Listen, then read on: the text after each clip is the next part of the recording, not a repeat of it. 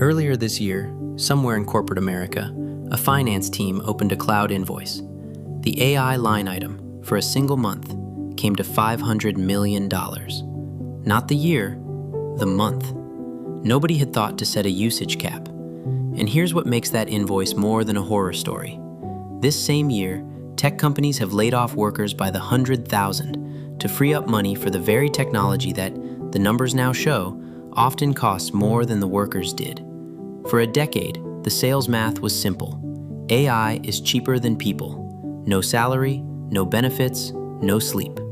In 2026, the invoices started arguing back, loudest at the companies that wrote the pitch in the first place. Where the money actually goes, why the bills rise while the prices fall, and what the math now says about machines versus people. That's this video. Start with the company that has the least incentive to say any of this out loud. Nvidia sells the chips this entire boom runs on, and yet Brian Catanzaro, Nvidia's VP of Applied Deep Learning Research, recently admitted that for his own team, the compute bill now exceeds what the company spends on the employees themselves. Now, fair caveat, that's a research team, possibly the most compute-hungry job on Earth. If it stopped there, you could shrug. It doesn't stop there. Goldman Sachs looked across the corporate landscape and found companies overrunning their AI inference budgets not by percentages, by multiples. Some ordinary software firms are already spending roughly 10% of their entire engineering payroll on AI tooling. On top of payroll, not instead of it. Then there's Uber.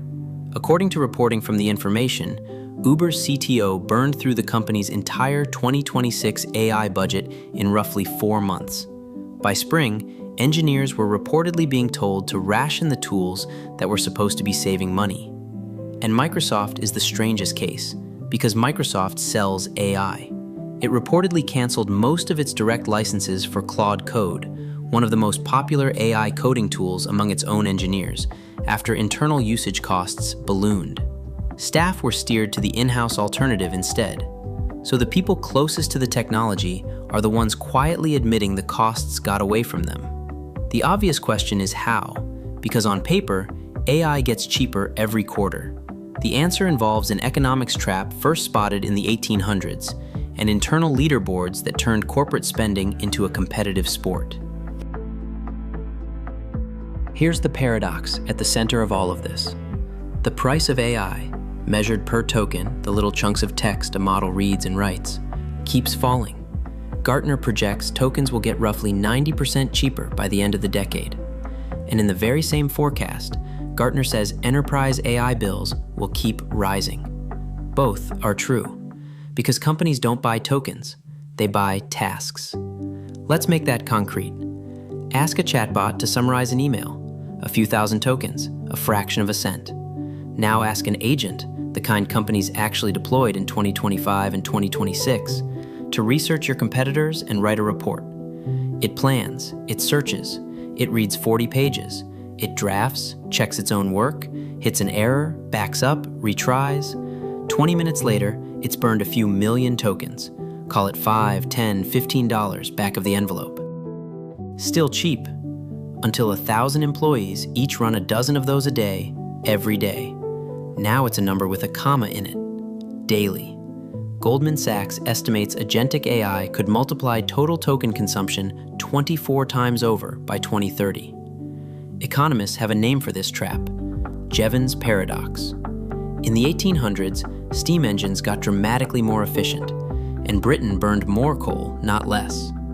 When each unit gets cheaper, you stop asking whether any single use is worth it. Cheaper tokens don't shrink the bill, they dissolve the reasons not to spend. Meanwhile, the vendors noticed. Procurement firm Tropic found AI software fees rose 20 to 37% in a single year, and one industry survey puts the average enterprise AI budget up around 65% to over $11 million. And inside companies, spending stopped being a cost to manage and became a culture. Nvidia's CEO, Jensen Huang, has publicly argued that a $500,000 engineer should be consuming about $250,000 of tokens a year. Anything less means you're underusing your people. Token budgets started showing up as recruiting perks. Then it got competitive. Meta built an internal usage leaderboard engineers nicknamed Claudionomics. Reports put the company's burn at 60 trillion tokens in 30 days, and by Fortune's math, the top individual user may have run up more than $1 million in a single month. Amazon built a similar ranking, KiroRank, and reportedly took it down after engineers started gaming it, burning tokens on pointless tasks just to climb the board. When usage becomes the scoreboard, usage is what you get. Nobody's scoreboard measured output. And everything you've just heard? That's only the spending you can see. Below the visible bill sits the part that actually kills projects. Most AI spending produces no return at all. S&P Global found 42% of companies abandoned most of their AI initiatives in 2025, nearly triple the rate from the year before. Think about what abandonment means. The licenses were bought, the consultants were paid, the integration was attempted, all of it written off.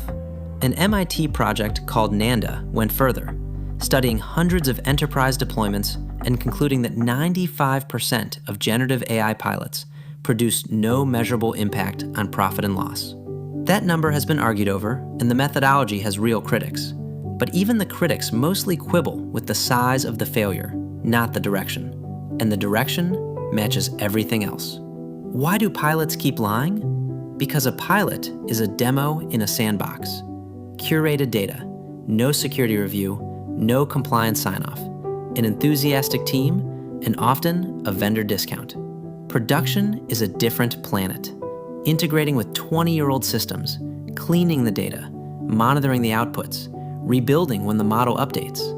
And the biggest hidden line item of all, verification. Every output still needs a human who's accountable for it. If checking the work takes half as long as doing the work, most of the savings just evaporated. And with agents, errors compound. One wrong step early in the chain poisons everything downstream, and a person has to untangle it. There's a talent bill too. Companies trimmed regular payroll, then hired scarcer, pricier specialists to run the machines, with AI specialist salaries up by more than half since 2023 by some estimates. The pitch compared a salary against a subscription. The honest ledger compares fully loaded against fully loaded. Salary plus benefits on one side, tokens plus integration plus oversight plus rework on the other. And when researchers finally ran that human versus machine math head-to-head, it wasn't close. MIT researchers put a number on it. In computer vision, one of the most mature corners of AI. Different technology than chatbots and agents, but the same question. When does the machine actually beat the human on cost? Their answer? At current prices, automation made financial sense in about 23% of the roles analyzed. In the other 77%, the human was still the cheaper option. Not the kinder option, the cheaper one. Different corner of AI, same lesson. Can automate and worth automating are very different claims. Now hold that against what companies are actually doing, the paradox from the top of this video, with the full numbers.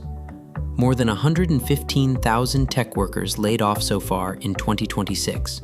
In the same year, big tech committed roughly $740 billion in capital spending, up 69%. Cutting the line item that, by their own numbers, reliably produces, to fund the line item that, by their own numbers, mostly hasn't paid back yet.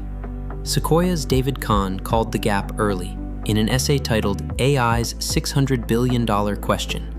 The build-out implies the industry needs hundreds of billions in annual AI revenue just to break even on the hardware.